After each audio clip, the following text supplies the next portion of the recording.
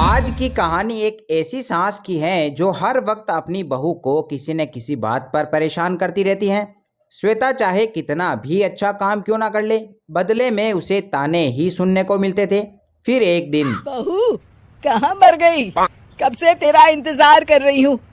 चाय की एक प्याली भी नहीं मिली। न जाने सुबह से क्या करती रहती है। तभी श्वेता चाय के साथ गर्मा गर्म नाश्ता भी लेकर आ जाती है। ये लीजिए माँ जी। हे भगवान, ये तो चाहती है कि मैं मर जाऊं, तभी तो ये भारी सा नाश्ता सुबह सुबह ले आई। खा खा कर मैं मोटी हो जाऊं और बीमारी मुझे घेर ले और फिर पूरा घर तू हड़प ले। अरे माँ जी शुभ शुभ बोलो। मरे आपके दुश्मन, न खाना है तो वापस ले जाती हूँ। बातें इतनी तो ना बढ़ाओ। ठीक है, चलो जाओ यहाँ से। कोशिश करती हूँ थोड़ा बहुत खा लूं। श्वेता प्लेट रखकर वहां से चली जाती हैं और दरवाजे के पीछे छिपकर अपनी सास को देखती हैं। नाश्ते को मना करने वाली सास चटकारे लगाकर नाश्ता कर रही थी। वाह भाई, मजा आ गया। गर्मा गर्म नाश्ता, भूख भी बहुत लगी थी।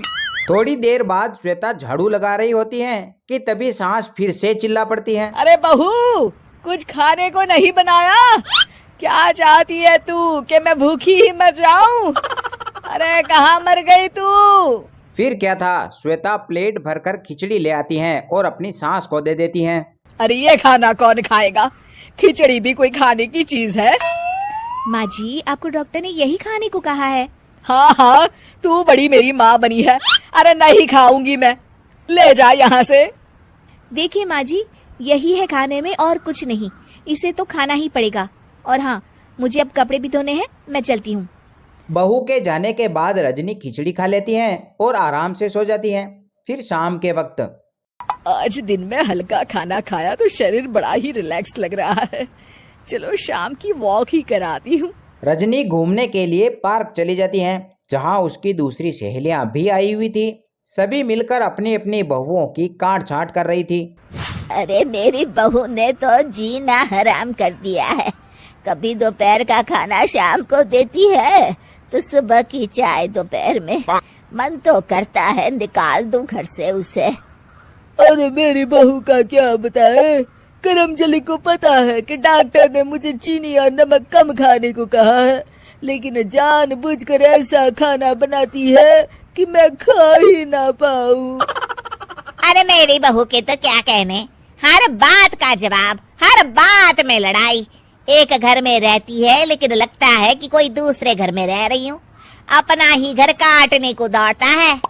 रजनी बिना कुछ बोले शांति से सभी की बातें सुन रही थी कि तभी एक औरत बोलती है। अरे क्या हुआ रजनी बहन, सब ठीक तो है? रजनी बिना कुछ बोले ही वहाँ से घर लौट आती है कि तभी श्वेता अपनी सास के लिए छाछ की गिलास ले आती है। कहाँ गई थी माँ जी आप? कितनी देर लगा दी। मोबाइल साथ ले जाया करिए अगर कहीं जाए तो। सबको चिंता हो रही थी।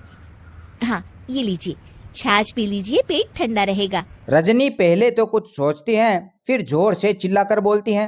हाँ, तू तो यही कहना चाहती है ना कि मेरा भेजा गरम रहता है। अरे तू ही पी ले ये छाछ। एक दिन श्वेता रोते हुए घर आती है।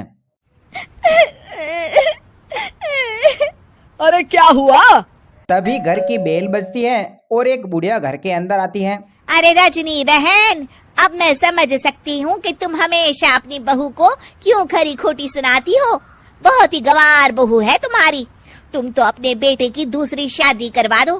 देखो तो जरा कैसे मेरे ऊपर सारा पानी गिरा दिया। माँ जी मैं तो बस बालकनी में कपड़े सुखाने गई थी, ध्यान नहीं दिया कि नीचे चाची खड़ी है। हाँ, तू क्यों ध्यान देगी? ध्यान देती ना तो रोज रोज सास की गालियाँ ना खा रही होती। अरे बेवकूफ, कोई काम ठीक से नहीं कर सकती है। सिर्फ पानी डालने की क्या जरूरत थी? ऐसी औरतों पर तो बाल्टी मारना चाहिए था। श्वेता अपनी सास की बात सुनकर पूरी तरह से हिल जाती है। वो मेरी बहू है, मैं उसे डांट लगाऊं या गालियाँ, तुझे क्या मतलब?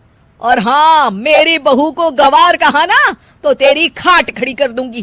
चल निकल यहाँ से और दोबारा लौट कर मत आना, वरना डंडे से मारूंगी। पड़ोसन वहाँ से चली जाती है। और तू यहाँ क्या खड़ी है? जाकर मेरे लिए अच्छा सा नाश्ता बना कर ला। फिर क्या था, श्वेता भी रसोई में चली जाती है। इस कहानी से हमें ये शिक्षा मिलती है कि हमारे बोल कड़वे हो सकते हैं पर रिश्ते हमेशा मजबूत रखने चाहिए। कहानी पसंद आई हो तो वीडियो को लाइक और चैनल को सब्सक्राइब जरूर करें। धन्यवाद।